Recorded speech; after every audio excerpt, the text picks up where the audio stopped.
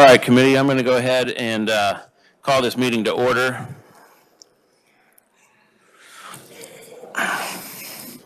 First, I want to point out that the Senate stole Dennis from us, so we have a new IT person here, AV guy, and Alex Mason is the new guy.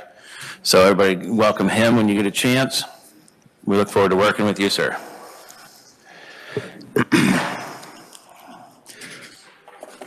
First item on the agenda is the minutes approval for January 18th, 27th, 25th,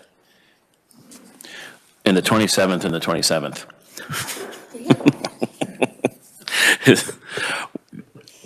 How? The 26th and the 24th, maybe? You have 27 on here 3 times. We'll get an answer to that by the end of the committee. We'll table that for now. But I can just tell you this, the 27th was probably a really good day for me, and that's why she wants it in here 3 times. Next item on the agenda is hearing on HB 2688 regarding farm wineries. And committee normally, these, liquor type bills go through Fed and state, but in the interim committee over the summer, I talked quite extensively about the farm wineries, and so the chair of Fed and state agreed that this was more of a commerce issue than it really was a liquor issue, and that this bill could be heard by us. And so with that, I'll open the hearing on HB 2688, and we'll get a briefing from the reviser, Charles Reimer.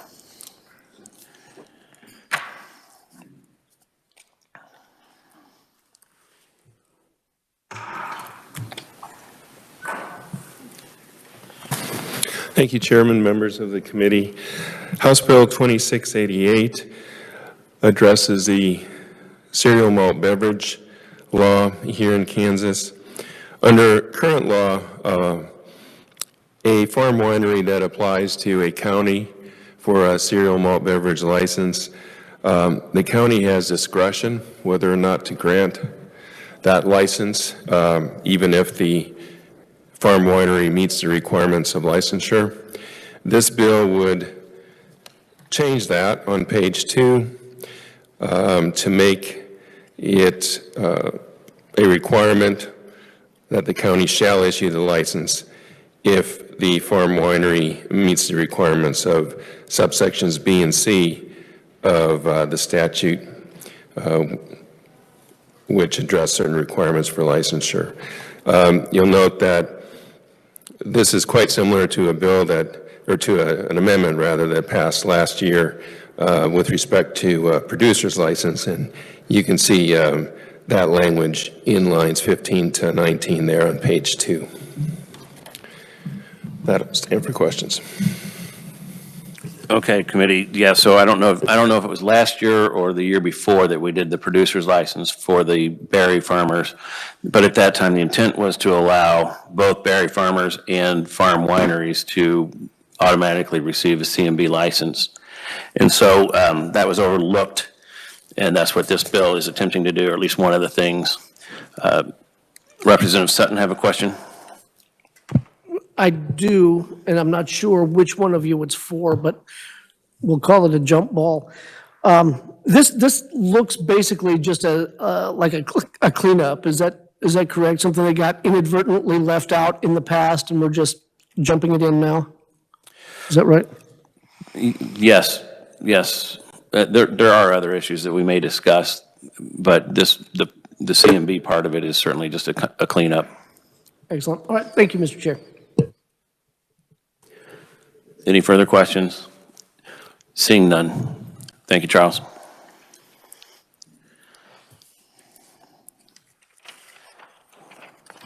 Okay, we'll open the proponent testimony.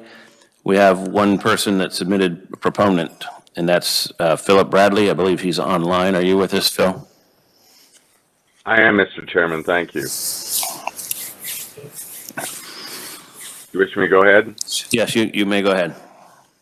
Thank you, sir. Mr. Chairman, members of the committee, thank you for letting me appear today. I will keep this short. I know your time is very valuable, especially this time of year. I represent the Kansas Viticulture and Farm Winery Association. Those are folks who actually make wine and the folks who grow grapes in the state of Kansas. We have several members across the state, and I've attached to the testimony all the farm winery licenses and outlet permit holders for your information so you can see what's in your area if you wish. We heartily endorse this. As Representative Sutton has said, it's essentially a cleanup for an issue that was meant to be done earlier by at least this committee and some others. So we're happy for that, and we're welcome anytime that we can answer the needs and requests of our customers and the citizens of Kansas, and they often ask for this. Yes, we primarily make and sell and produce and provide wine, but there are those out there, and I won't say there's any in this room, but there are those out there who would prefer a beer rather than a glass of wine, and we want to be prepared for them as well. So thank you, and I will stand for any questions you have.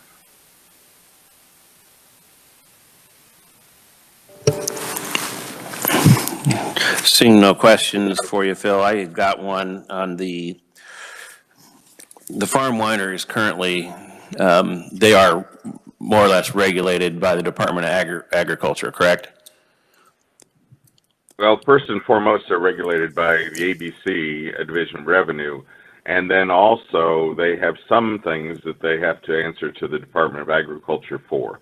If for example, they wanted to be part of the land of Kansas, then that's a Department of Agriculture function as well. But there are certain requirements as a farm winery to become an agribusiness, and once that's established, they're kind of a different business than a local government would have regulation over. Particularly, yes, Mr. Chairman, particularly for agritourism.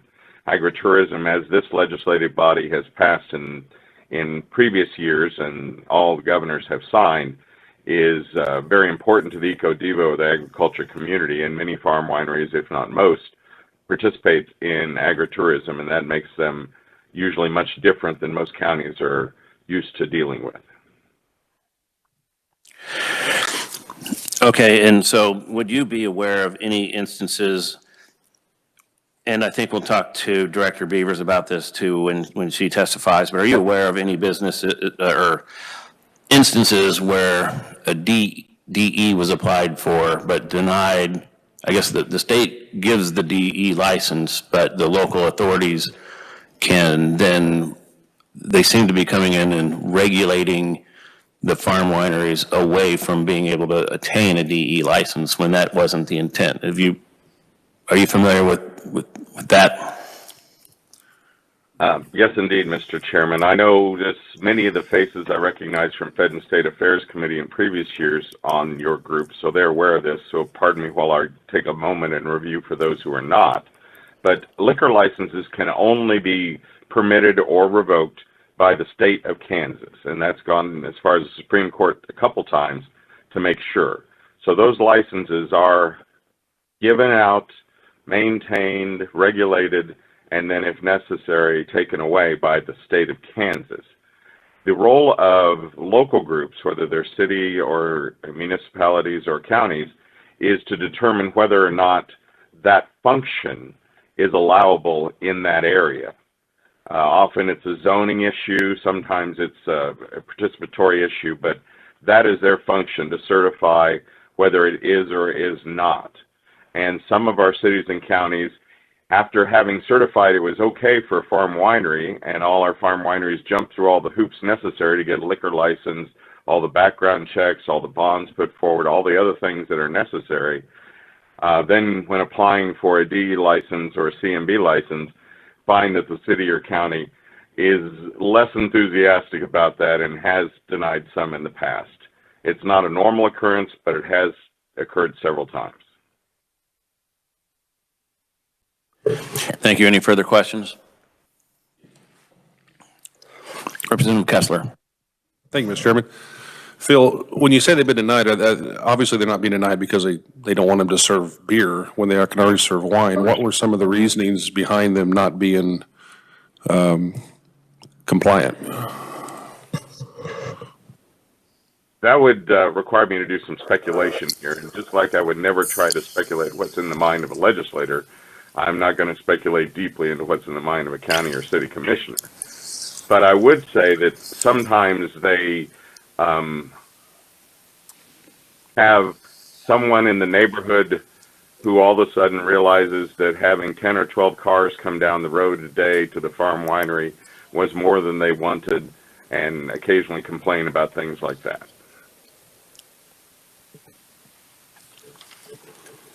Thank you, Mr. Chair. Any further questions? Okay, seeing none, thank you, Phil. There are no more proponents listed. However, there is a gentleman here that owns a farm winery that wanted to tell his story. His name is Kurt Berggren, and I would ask you to come up at this point. You do not have any written testimony from this gentleman in your packets or by email. Hello, Kurt, go ahead. I'm Kurt Berggren from Casey Wine Co. Thank you. I'll make this real brief. We own Casey Wine Co. out of Olathe, Kansas in Johnson County. We had a lot of problems trying to get our farm winery license when we first started. As has been said, we went through all the hoops with ABC and got everything submitted. One of the things that's required is what's called a Form 806. All that required me to do was go to the county clerk and say, hey, where we want to have this farm winery, it is agricultural ground and it's not within 200 foot of a church or school. Would you sign this off? And our county would not sign that off, even though we met those requirements, said we weren't zoned properly. And we said, well, we're agriculture, we're zoned properly. That's what a farm winery is supposed to be. There's no church or school. And they said, well, no, we won't sign that. So we ended up having to have a hearing 90 days later with ABC, who was wonderful, by the way, to work with. And what ended up happening was the county came in, said, we're not zoned properly. We showed them where we were, and then the ABC said, well, we're going to probably issue them their license. We'll tell you in a couple days. Coming out of the meeting, the county attorney spoke to some of my representatives and they said, hey, what are you going to do if they get that license? I said, well, we'll shut them down. And sure enough, true to their word, they tried for 4 years, finally going to court, and we prevailed. And the county basically, or the court said that they could not punish indirectly what they could not regulate directly. And so then the case was dismissed. However, afterwards, they could have appealed that. They decided not to, called my wife instead of my attorney and said, hey, the county has decided not to appeal the decision this time. The implication being, we're going to cite you again. So luckily, that hasn't happened. They decided to let it die, and we've got our farm winery up and running. However, that was to the tune of thousands and thousands of dollars, to say the least, and time. Since that time, unfortunately, I'm not unique. All over the state, I get calls all the time from wineries, any agricultural business, agritourism businesses that say that the county is being very heavy-handed. They show them the state laws and the regulations, and they don't care. What they're going to do is they're going to outmoney these small businesses. You know, if you're a small farm winery and just trying to start and get by, you can't afford $100,000 to maybe lose in court. So we would like you to take this portion of it out of the county's hands. We've met all the requirements, you know, go back into B and C of the first page. As long as we're not a derelict or the morals clauses, it kind of looks like it is, we're already selling alcohol. We're allowed to. So we would like that opportunity to sell beer, because what we have found, we scan everybody's ID that comes to our establishment. 72% of our people are women. 38% are out of state, by the way.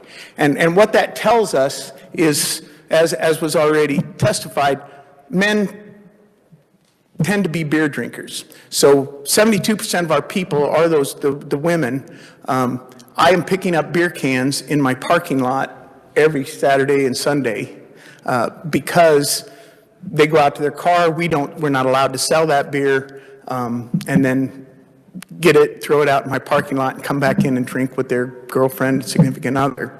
So we had originally planned to apply for a CMB, but talking with ABC, they said, were that to happen, you get a CMB, now the county could regulate us and stop the farm winery because now we have a CMB license. So we pulled our CMB license, or request for one, for an application. So all we're asking is, with this bill being passed, it is the cleanup, and it allows us to serve more customers, make that money that we wouldn't otherwise make on those, basically beer sales. We're not asking for hard liquor or anything like that, just a CMB. So I can gladly answer any questions anyone might have. Thanks, Kirk. So I know that you're not asking for anything other than the CMB, but there are other wineries that have the same issues with the DE portion of it, and we'll discuss that with, even though you don't want it, some of the others may, and we'll discuss that portion of it with Director Beavers. I think Representative Clayton has a question for you. Yeah, well, first I'd like to thank you for coming, and thank you for providing your testimony. I stand in strong support of this legislation as well. Just a little bit of a PSA. Gentlemen, if you're taking your girl out for a date at the winery, don't throw your garbage in the parking lot. I don't throw my bottles of wine in the parking lot when I take my husband to the brewery. So all we ask is reciprocation, and let's treat our business owners with respect. Thank you. I don't think there was a question in there for you, sir, but I'm sure you reciprocate. All right, thank you very much. Mm-hmm. Is there anyone else here that would like to speak for, as a proponent on this bill? Okay, seeing none. We'll move on to the neutral portion, and that would be Director Beavers.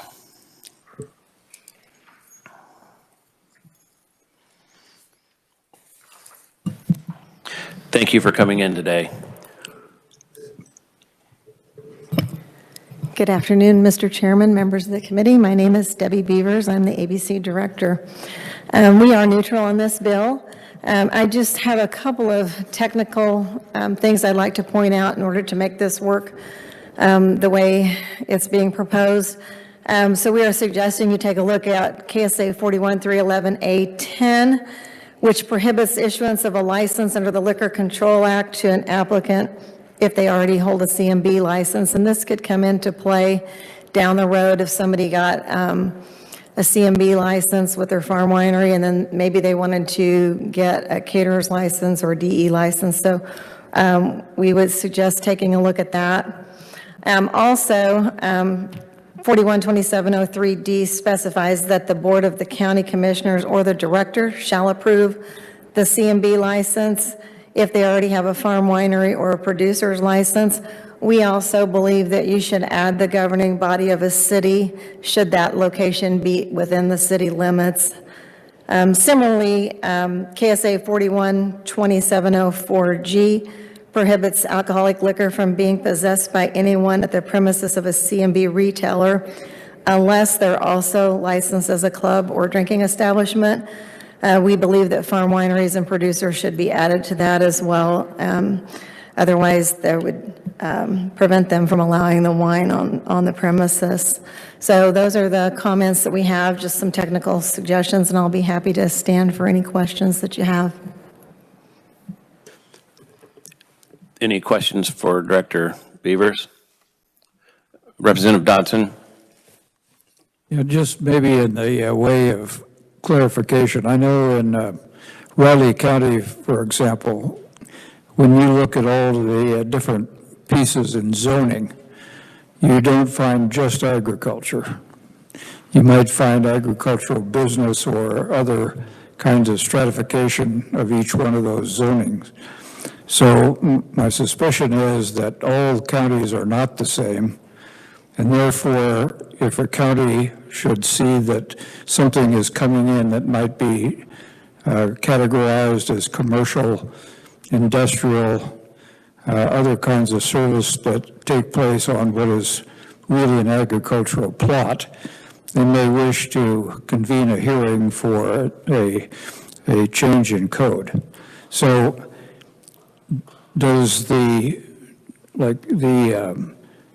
ones that you specified, do those override county ordinances and county zoning regulations, or how do those two come together? Okay, the things that I have pointed out technically don't refer to the zoning. A farm winery has to be zoned as agricultural, commercial, or it can be part of a core district.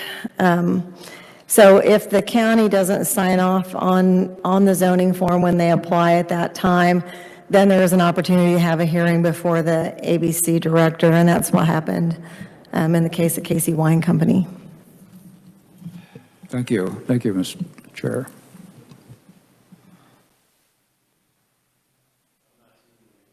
I'm not seeing any other questions for you, but I talked to you this morning about the CMBDE, and I can kind of see where you're going with that. It could be an either or thing, or I guess if they're issued automatically a CMB, then the state can't give them a DE. Is that correct? Right now, if they apply for an additional license, that zoning form still has to be completed by the county or city. Okay, so all these farm wineries that are agribusiness that produce their own wine, when they already, if they were to submit an application to you, you give them a DE. Is that for the most part or correct or? Yes, if they apply for a DE, we do, but again, part of that application is taking the zoning form to the county and completing that zoning form, and that serves, the zoning form serves as their notice that a liquor license is being applied for at that location. So if the city doesn't, or county doesn't sign off on that, then there's the opportunity to have the hearing. Okay, thank you. Any other questions? Representative Sutton. Thank you, Mr. Chair. There was one phrase that kind of confused me, well, no, it didn't confuse me, but it concerned me a little bit.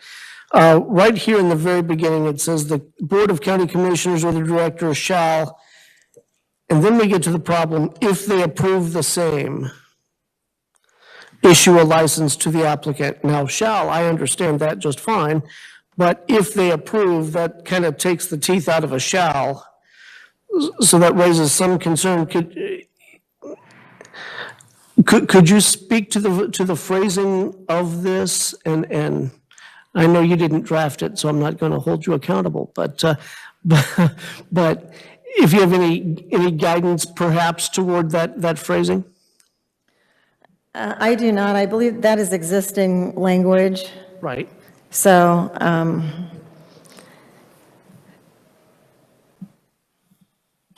Maybe reviser Charles Reimer can chime in. Thank you, Chairman. Yeah, I would just add that the language that we are adding to the statute, I think, is intended to address that very issue, because the language that you cited would arguably give the county discretion, and the language that we are adding is intended to remove that discretion if they meet the requirements of licensure. Okay, so would it be more clear, perhaps, if we took that line out or that phrase out, if they approve the same?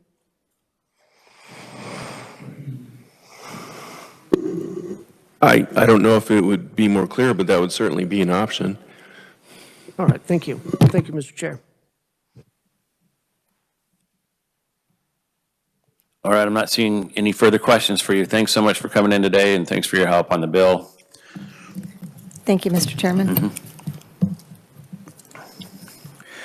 Is there anyone else here that wishes to provide neutral testimony?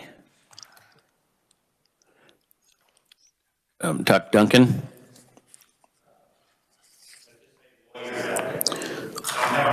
On this issue, but I'm the one that talked about it at the Liquor Law Modernization Committee. I'm a Tuck Duncan attorney, represent a few liquor interests around here.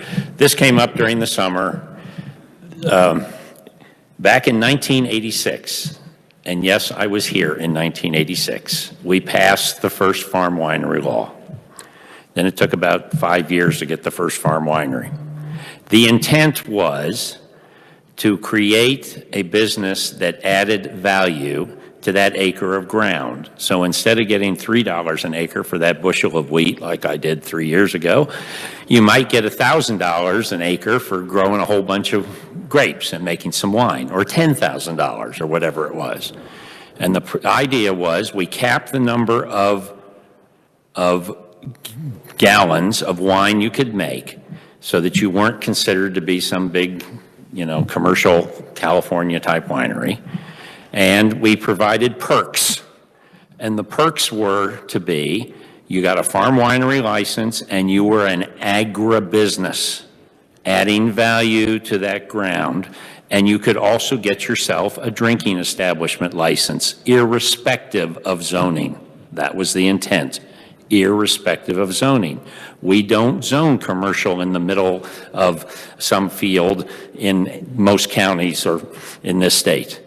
And then, so that was the intent, and it hasn't necessarily been followed. Now, a few years ago, the legislature saw fit to create a producer's license. Producer is somebody that only grows grapes. They sell their grapes to a farm winery. The farm winery then makes the wine and sells the wine back to that producer. A particular producer got that license and went to their local county, someplace down in central Kansas, not too far from the border, with a big city, a bunch of airplanes. And they went to that county and said, I want a beer license.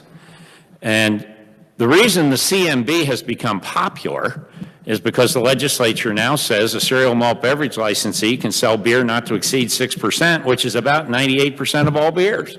That's why it's popular. So you don't need a drinking establishment license because you're not going to sell, well, you're already selling wine because you got a farm winery. You're not going to sell spirits, so you just want to sell a little beer to that 28% of the people that are heathens and don't want to drink wine. And not my view, that's the view of apparently the gentleman's survey. And so we have this little problem. So this person went to the Sedgwick County Commission and said, give me my beer license. They said, no, you're not zoned. No zoning out there in the middle of that pasture where you're growing, corn and soybeans and raising chickens and got some eggs. So they came to the legislature and we drafted this language, which was intended to very basically say, if you've got the farm winery license, you can automatically have the CMB license, provided you're not a felon and all the other things that are in the law relative to sections B and C. That was the purpose. Give the farm wineries an opportunity to have some drinking establishment licenses so they can sell food and they can sell the spirits, et cetera, or now to have a CMB license. And the courts have been clear. Farm wineries are agribusinesses and don't require separate zoning. They can be in agricultural areas, period. And that's what this gentleman spent probably tens of thousands of dollars to one of my colleagues, God bless you, sir, for doing that, to keeping the lawyer in business. That's the history and background, Mr. Chairman. That's what we explained. And in fact, there's an Attorney General's opinion, I believe I provided to you last summer, which makes it clear that the AG has said it's an agribusiness and doesn't require any type of other zoning. So with that, I have no position on the bill one way or the other. Thank you. Thank you for your expert tutelage on this bill. Are there any questions for the lawyer, Tuck Duncan? Seeing none, thank you again. We do have written written proponents, and I think there's a couple that are still going to come in because of the late notice on this bill. We'll, as they come in, we'll get them emailed to you and put up on the S Drive and on the website. And seeing no more testimony on this bill, we will close the hearing on HB 2688. And I'll draw your attention back to the minutes approved. The days are January 18th, 24th, 25th, 26th, and 27th.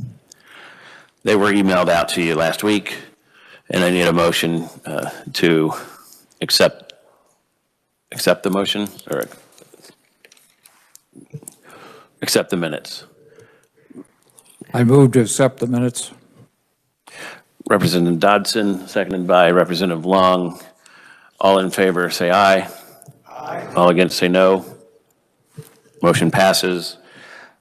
Thanks for your time today, guys. We'll see you tomorrow. We are adjourned.